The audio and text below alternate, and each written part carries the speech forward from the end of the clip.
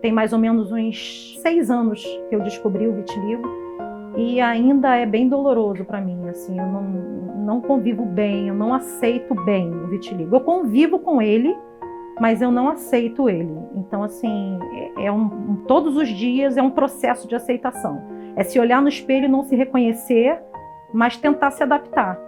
Hoje eu estou nesse processo de aceitação, né? Eu conheci algumas pessoas, além de mim, com o vitiligo, em alguns grupos de apoio ao vitiligo. E assim, hoje está sendo um pouco menos dolorido, mas ainda dói.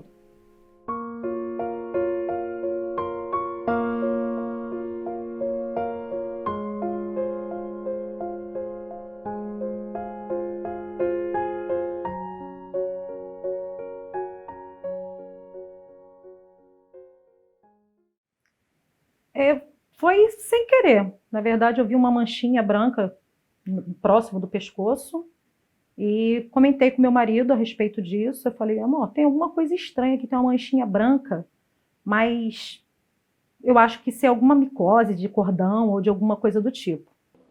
Na verdade, o vitiligo apareceu na minha vida, eu tinha 2 anos e meio, né? Minha mãe relatou isso, e foi basicamente isso. Eu cresci com vitiligo, né? E então não teve aquela suspeita de, tá com vitiligo, ou é alguma outra doença dermatológica.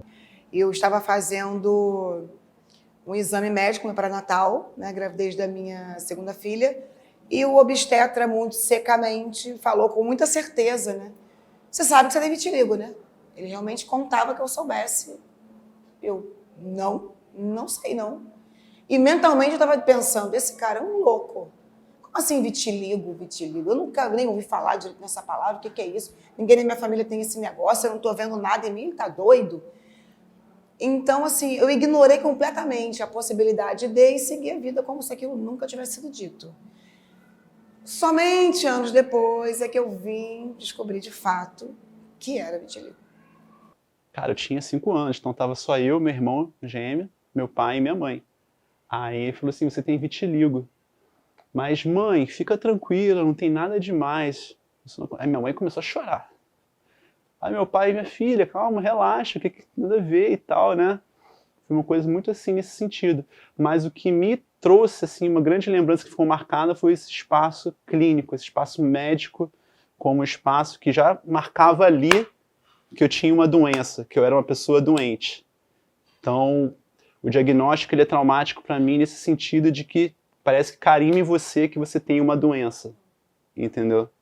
E como as pessoas, no caso minha mãe, nem a culpa, né, mas as pessoas socialmente falando, sobretudo na década de 90, tinham um olhar para o vitiligo, ainda tem, muito capturado pela essa lógica da doença, do adoecimento, isso também foi marcado para mim nesse momento. Passou um dia, passou 2, foi passando, apareceu mais outra. E aí quando eu fui ver já tinha algumas manchinhas brancas. Aí eu resolvi ir no médico dar uma olhadinha, né? Até porque eu tenho um caso de vitiligo na família. Existe uma predisposição genética ainda não muito bem estabelecida. Então, o indivíduo que tem o gene para desenvolver a doença autoimune sofre um processo que pode ser um gatilho emocional, uma infecção, ou tem uma queimadura, um traumatismo naquela pele que sofre um machucado. E isso desencadeia o processo inflamatório na região que inicia a doença em si, que inicia o vitiligo. Porque geralmente as histórias são marcadas por processos de sofrimento, né? A minha, não muito assim, nesse sentido, porque o espaço social que eu vivia, né, acho que talvez por eu viver numa cidade grande, né, morava no Rio de Janeiro, né, ali na zona sul do Rio de Janeiro, então tinha já uma abertura assim, para a diferença muito maior. Né? Eu via pessoas de todas as formas, todos os tipos, tipo de cabelo, de roupa, comportamento. Eu estudava numa escola pública, na URCA, chamada Minas Gerais. E essa escola era uma escola muito boa, porque tinha pessoas especiais na minha turma, pessoas negras, pessoas do Nordeste, filhos de porteiro. É complicado para mim olhar no espelho, sem a maquiagem. Vocês podem ver que eu ainda não consigo ficar sem a maquiagem, eu estou maquiada.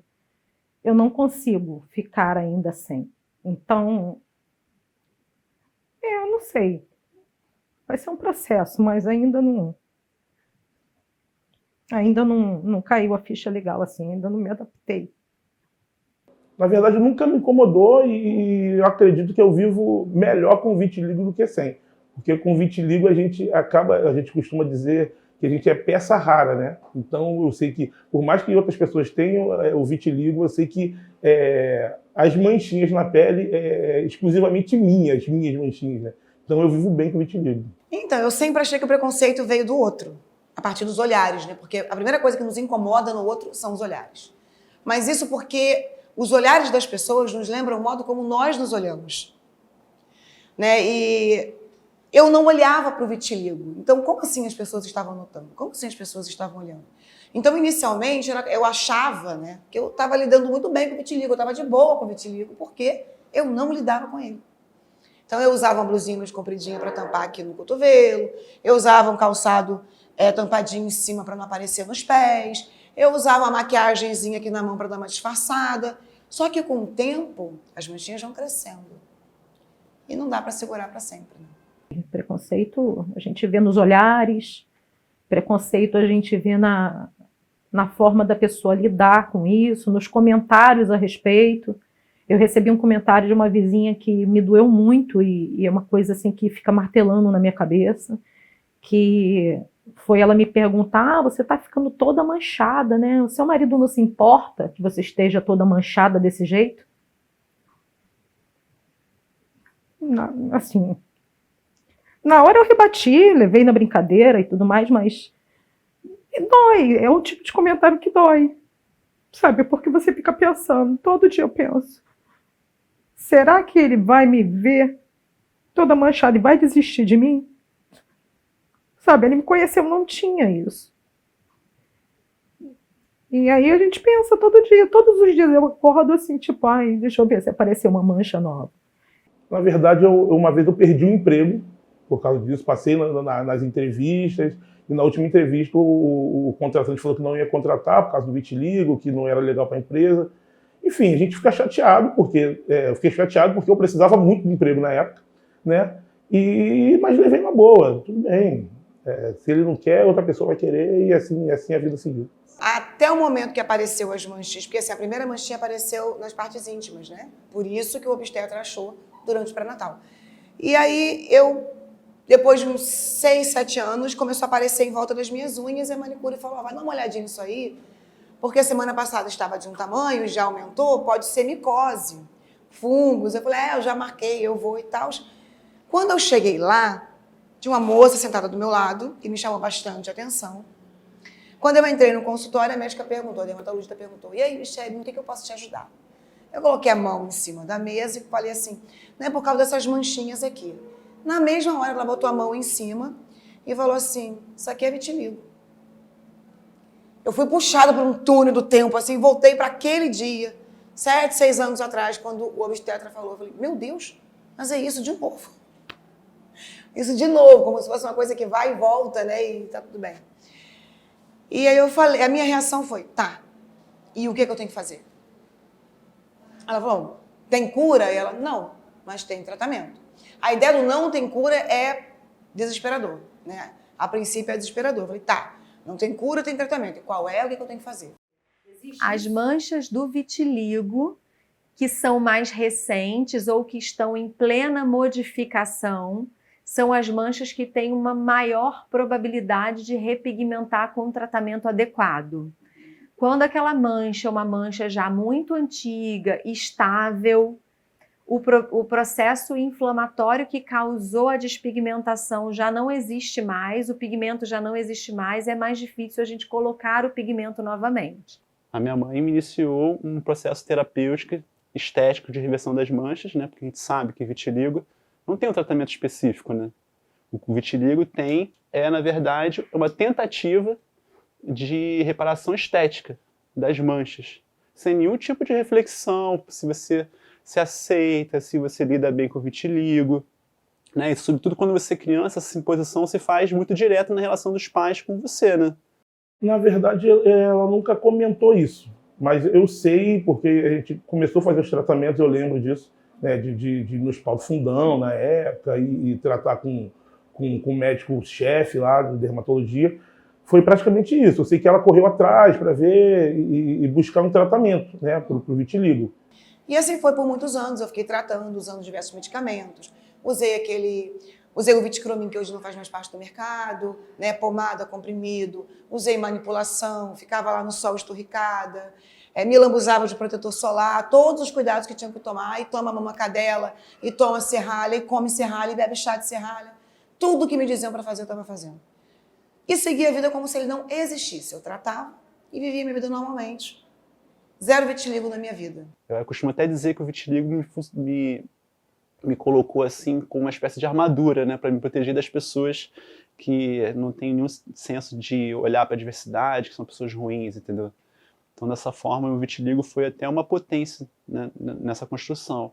Teve episódios isolados, mas hoje eu não consigo compor a minha história com o vitiligo a partir disso. Eu componho por todo o olhar que eu tive dos meus professores, o olhar que eu tive de uma boa relação com a educação na infância, né? Eu acho que o vitiligo me ensinou a olhar para as diferenças de uma outra forma, entendeu? Ser mais empático. É a partir disso que eu consigo, assim, até mesmo lembrar. Porque o processo de lembrança também é um processo muito construtivo. Eu até acredito que vai acontecer. Eu até acredito que uma hora vai acontecer. Porque é uma condição que você tem que aceitar, né? É algo que você tem que aceitar. Não é uma situação que, não, uma hora isso vai mudar, né? Não vai. Existem casos de cura, de repente até existe, não sei, não pesquiso. Eu procuro nem pesquisar muito sobre isso, né?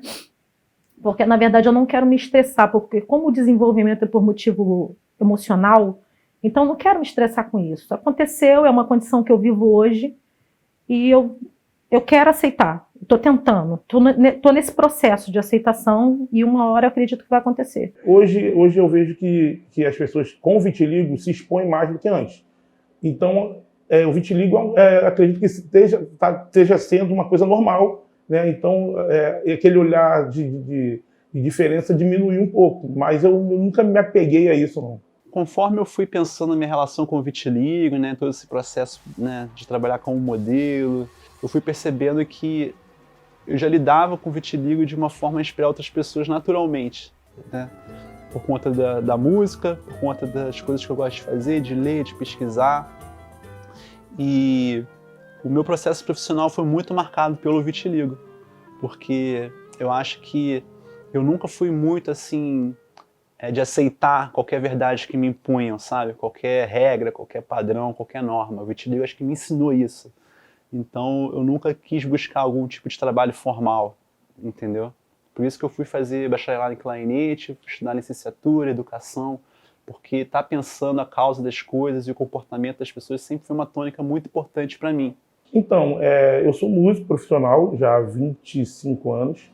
Eu tenho uma banda, eu trabalho dentro de uma banda, né, o Grupo TNK, né, e dou aula de música, faço shows, escrevo arranjo, produção, e é um prazer ser músico, né. Pessoas que tocam cavaquinho tem muitas, mas que tocam cavaquinho tem vitiligo são poucas.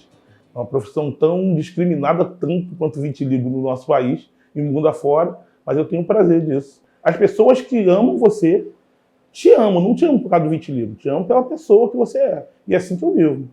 Então, hoje eu sou, como era na época já, professora, eu sou formada em pedagogia e trabalho com educação desde toda a minha vida.